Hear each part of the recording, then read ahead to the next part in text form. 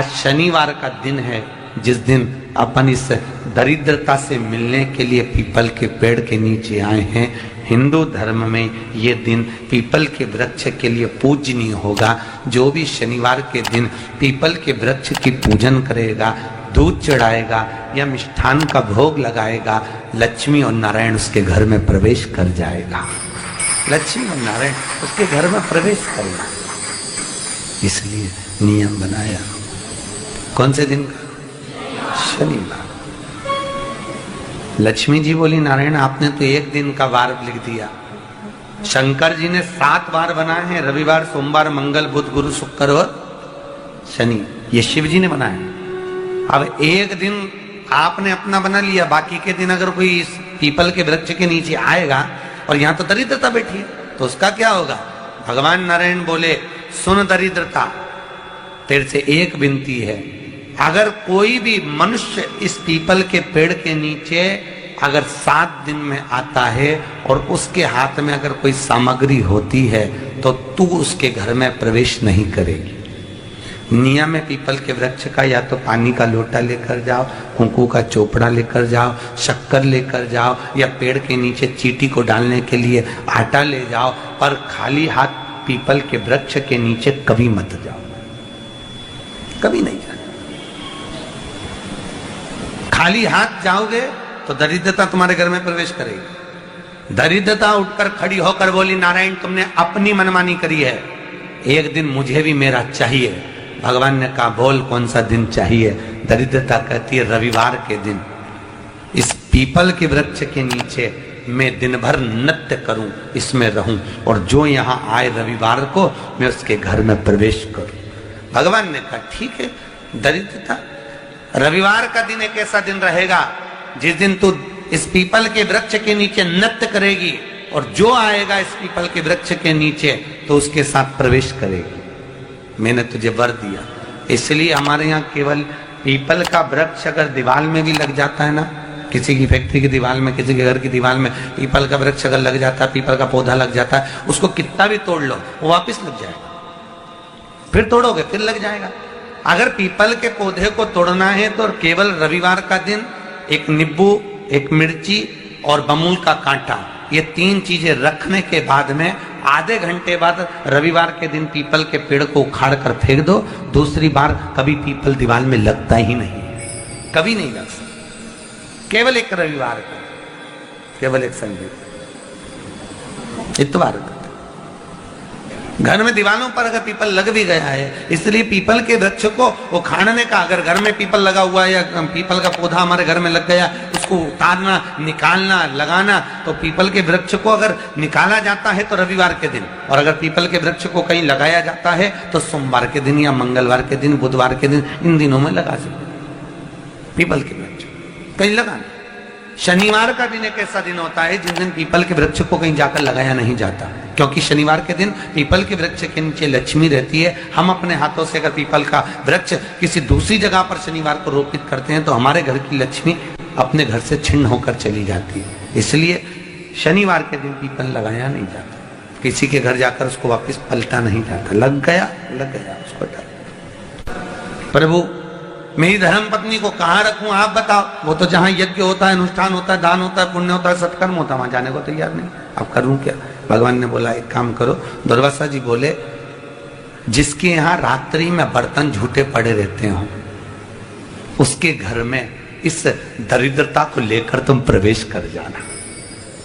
जिसके यहाँ रात्रि में बर्तन झूठे पड़े हो वहां लेकर प्रवेश कर जाओ। दूसरी जगह दुर्वासा जी बोले, जो स्त्री घर में दोपहर के समय पर सो रही हो उसके घर में इसको लेकर प्रवेश कर जाइए। जो स्त्री दोपहर के समय में घर पर सो रही हो इस दरिद्रता को लेकर प्रवेश कर जाइए।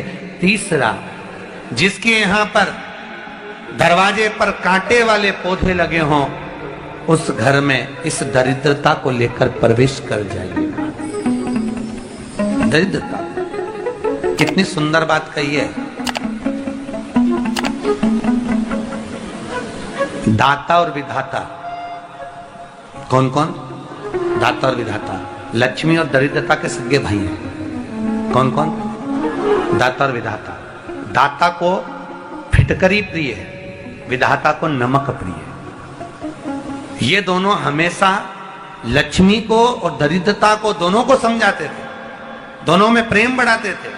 आज भी हिंदू धर्म की रीति है, यहां तो ठीक है, जिसके यहां पर भी अगर थोड़ी सी भी परेशानी होती है, थोड़ा सा क्लेश होता है, अशांति होती है, लक्ष्मी नहीं टिक रही हो, काम नहीं बन रहे हो, बहुत प्रयास करा जा रहा हो और हमारा कार्य नहीं होता, तो क्या करते हैं? फिटकरी और नमक को पानी में डाल देते हैं और घर में पोछा लगा देते हैं। आप लोगों ने आजकल फेसबुक पे भी पढ़ा होगा, व्हाट्सएप पे भी पढ़ा होगा। तो क्यों लिखा उसमें? उसका कारण ही केवल ये है कि दाता और विधाता की प्रियता उसमें।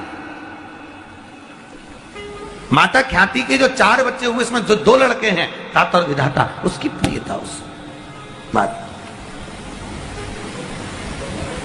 उसकी पूर्णता उसमें।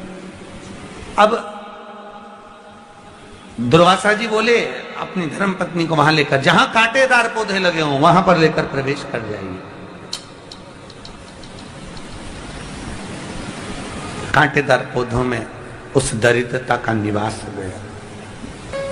कितना विचित्र कथा यहां वर्णन करी है। श्रीमद् भागवत के अंतर्गत जो वर्णन किया कि मृत्यु निश्चित है, रोग ऐसा शनि महाराज के कारण हो गया हो, अच्छे काम करते करते उल्टे हो रहे हैं, होते हैं किसी किसी के साथ में, विपरीत परिस्थितियां आ जाती है, अच्छा करने जाओ बुरा हो जाता है,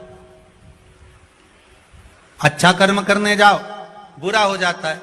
तो पीपल के वृक्ष की जो छाल होती है, छाल देखिए, पीपल के वृक्ष में जो छाल लगी होती है, उस छाल को घिसकर चंदन बनाकर भगवान शंकर का स्नान कराकर, अभिषेक कराकर, पूजन कराने के बाद में पिपलेश्वर महादेव का नाम लेकर, कौन से महादेव? पिपलेश्वर महादेव का नाम लेकर वो जो घिसी हुई छाल होती है, उस छाल का तिलक भगवान शंकर को लगा लो और उसी का थोड़ा सा भाग अपने कंठ पर, मस्तक पर लगाना प्रारंभ कर दो। धीरे धीरे जो विपरीत दशा है वो सुधरना प्रारंभ हो जाती है। पर नाम याद रखना, पिपलेश्वर। काशी में जो शिव जी की स्थापना कौन ने करी? काशी में जो शंकर भगवान बैठे उनकी स्थापना करी थी शनि महाराज। किसने करी थी? शनि महाराज ने। क्योंकि भगवान शनि महाराज को उनकी माता के द्वारा श्रापित हो गए और शनि महाराज कांपने लगे। शनि महाराज कांपते कांपते, मैं जाऊं तो जाऊं कहां, करूं तो करूं क्या? महाराज शनि महाराज दौड़े और दौड़कर भगवान भोलेनाथ के पास पहुंचे। हे शंकर, त्रिकालदर्शी, कैलाशी, अविनाशी, कृपा करिए बाबा भोलेनाथ, कृपा करो। क्योंकि दुनिया में 33 करोड़ देवी देवता हैं जिनको शनि लग सकता है, केवल एक किसको छोड़कर? शिव को छोड़कर। राम जी को शनि लगा तो 14 वर्ष वनवास चले गए। कृष्ण को शनि लगा तो मथुरा छोड़कर द्वारका चले गए। शनि लगा। हनुमान जी को शनि लगा तो गुफा में बैठकर राम राम जपना पड़ा। शनि सबको लगता है, केवल शनि नहीं लगता तो एक मेरे महादेव को, मेरे भोले बाबा को नहीं लगता। शंकर के पास में शनि आ गए। शनि ने आकर कहा, भोलेनाथ कृपा करिए बाबा, मैं बड़ा कष्ट में हूं, मैं करूं क्या? बाबा भोलेनाथ ने कहा, जा गंगा जी के तट पर काशी में जाकर एक शिवलिंग की स्थापना कर, उसकी आराधना कर और तेरा शरीर ठीक हो जाएगा, कष्ट नहीं भोगेगा। शनि महाराज ने काशी में जाकर शिव जी की स्थापना करी। आज भी नियम है, जिसको शनि लग जाता है एक काजल की डिब्बी ले लो और काजल की डिब्बी को 21 बार उतार कर उसको एकांत में जाकर, जंगल आदि में एकांत में किसी पेड़ के नीचे इतना सा खड्डा खोद कर उसमें काजल की डिब्बी को डाल दो और मिट्टी से पूर दो, उस व्यक्ति का शनि समाप्त हो जाता है। काशी विश्वनाथ का नाम लेकर काजल की डिब्बी को 21 बार उतार कर अगर काशी विश्वनाथ का नाम लेकर शनि वाले व्यक्ति को अगर पेड़ के नीचे दबा दे, शनि समाप्त। शनि उसको परेशान नहीं कर सकता। काशी कितनी मूलता है। उस क्रम को देखिए। भगवान शंकर पर विश्वास रखकर एक एक पल, एक एक घड़ी, एक एक समय, एक एक नक्षत्र का शिव महापुराण में वर्णन है। यहां तक शास्त्र कहता है कि पीपल के वृक्ष की जब भगवान शिव रचना करे, पीपल के वृक्ष की जब रचना करी गई तो उस पीपल के वृक्ष में भी कौन सा समय किसका है, ये शिव महापुराण वर्णन करती है। सुबह 4 बजे से लेकर 7:30 बजे तक पीपल के वृक्ष में ब्रह्मा जी का वासा होता है। 7:30 बजे से लेकर 10:30 पौने 11 बजे तक पीपल के वृक्ष में भगवान विष्णु का वासा होता है। 10:30 बजे से लेकर पीपल के वृक्ष में 11:30 बजे तक पितरों का वासा होता है। 11:30 बजे से लेकर 12:30 बजे तक पीपल के वृक्ष में आहूतों का वासा होता है। 12:30 बजे से लेकर शाम को 4 बजे तक पीपल के वृक्ष में वासुकों का वासा होता है। 4 बजे से लेकर शाम को 7:30 बजे तक पीपल के वृक्ष में शंकर का वासा होता है। 7:30 बजे से लेकर 9:30 बजे तक पीपल के वृक्ष में कुबेर का वासा होता है। 9:30 बजे से लेकर फिर कुबेर के वृक्ष में अन्य देवों का वासा चालू हो जाता है। इसलिए हमारा हिंदू धर्म कहता है, हमारे शास्त्र कहते हैं कि पीपल के वृक्ष को जब पूजा जाता है, पीपल के वृक्ष की जब पूजन करी जाती है तो सुबह 10:30, 11, ज्यादा से ज्यादा 11:30, ज्यादा से ज्यादा 12, उसके पहले पीपल के वृक्ष की पूजन कर लेना चाहिए। रात को कुबेर का वासा होता है, इसलिए पीपल के वृक्ष में दीपावली के दिन रात्रि को 8:30 बजे से लेकर 9:30 बजे के बीच में जो पीपल के वृक्ष के नीचे घी का दिया लगाता है, उसके घर में कभी संपदा की कमी नहीं आती है, क्योंकि कुबेर स्वयं विराजमान होता है पीपल के वृक्ष के नीचे। क्यों? क्योंकि 11:30 बजे से लेकर 12:30 बजे तक पीपल के वृक्ष में पितरों का वासा रहता है, आहूतों का वासा रहता है, फिर वासुकों का वासा आता है। पितृ किसको कहते हैं? महाराज जो पूरी उम्र लेकर चले गए और उनके भीतर अभिलाषाएं बहुत थी, मैं ये भी करना चाहता हूं, मैं ये भी करना चाहता हूं, वो पितृ हो जाते हैं। आहूत किसको कहते हैं?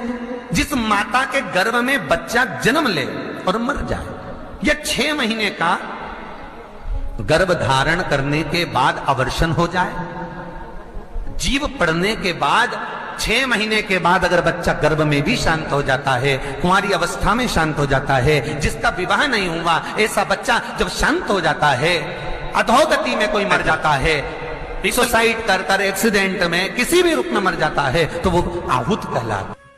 शनिवार के दिन जो पीपल के वृक्ष में सरसों के तेल का दीप लगाता है, उसको शनि कभी परेशान नहीं करता। एक बात हमेशा ध्यान रखिएगा, मान लो अगर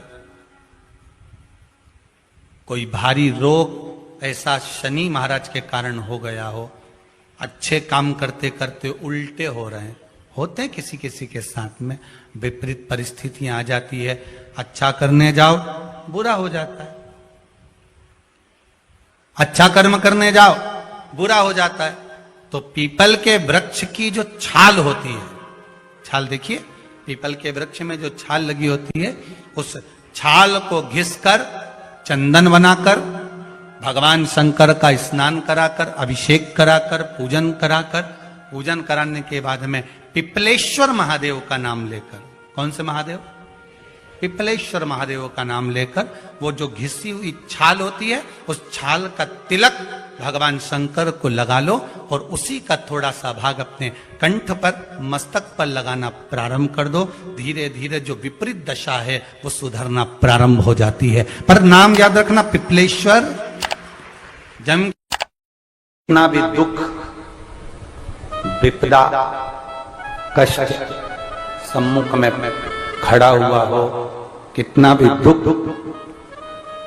पूंजी धन की अगर आपको कमी पड़ रही है और ऐसा लग रहा है कि मेरे पास में कुछ भी नहीं, हम तो यहां तक कहेंगे कोई मकान बना रहे हो, बेटी का विवाह कर रहे हो, बेटे का विवाह कर रहे हो, कोई अच्छा कार्य कर रहे हो, धन संपदा की भी कमती दिखे तो समय पर कांता भगवान का स्मरण कर, कांता चक्र का स्मरण कर, शिव और नारायण का नाम लेकर, एक बेलपत्र, एक शमी पत्र, एक श्वेत पुष्प, एक लाल पुष्प, दोनों हाथ में लेकर भगवान शंकर के अशोक सुंदरी के स्थान पर अगर समर्पित करा जाए तो संपदा की भी कमी नहीं आती। वो कांता चक्र है जो नारायण के। यहां तक शिव महापुराण की कथा कहती है, अगर कोई विद्वत ब्राह्मण ने आपको बताया है कि आपके घर में पितृदोष है, कोई विद्वान ब्राह्मण ने बता दिया कि आपके घर में काल सर्प दोष है, कोई विद्वान ब्राह्मण ने बता दिया कि आपके यहाँ पर ये वास्तु दोष है, और इस दोष को मिटाना जरूरी है। कोई ने आपको बताया, उस समय पर हमें घबराना नहीं।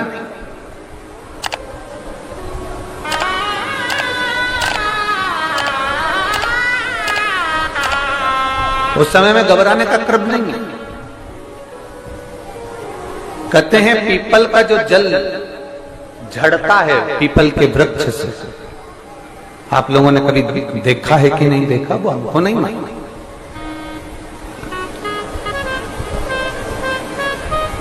कितना भी अगर कोई वास्तु दोष बता दिया, पितृ दोष बता दिया, काल सर्प दोष बता दिया, कितना भी अगर कोई दोष बता दे, तो पीपल का जो जल वृक्ष में से झड़ता है, कभी कभी आप उसके नीचे हाथ रखकर देखना, थाली रखकर देखना, उसमें पत्थर पर देखना, तो वहां पर भी पानी के निशान आपको मिलेंगे, बूंद के निशान मिलेंगे।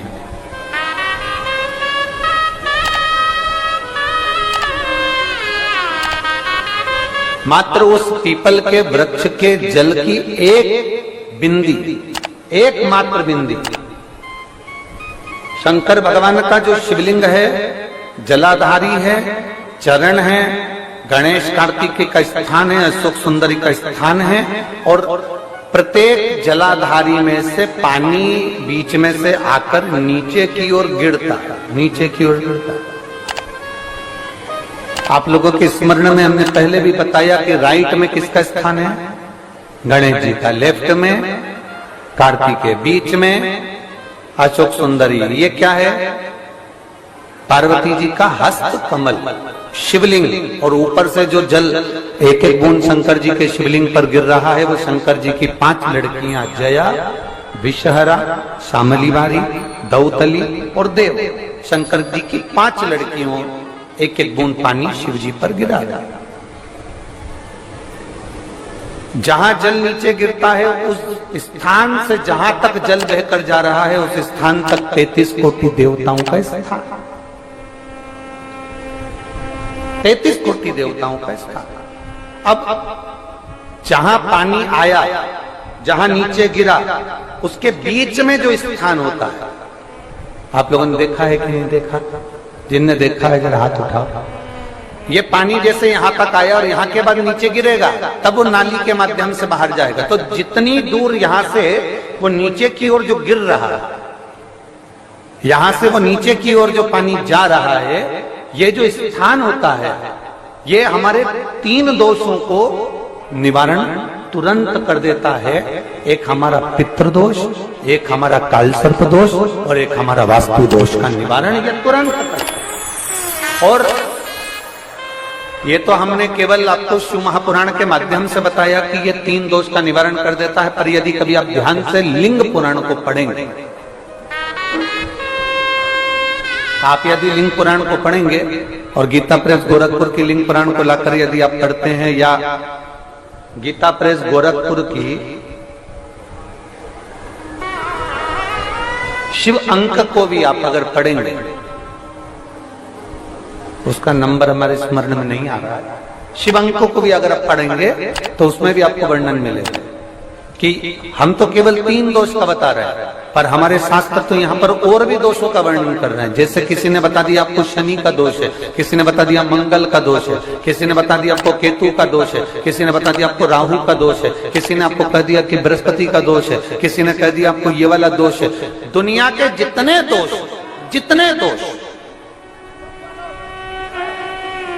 पीपल के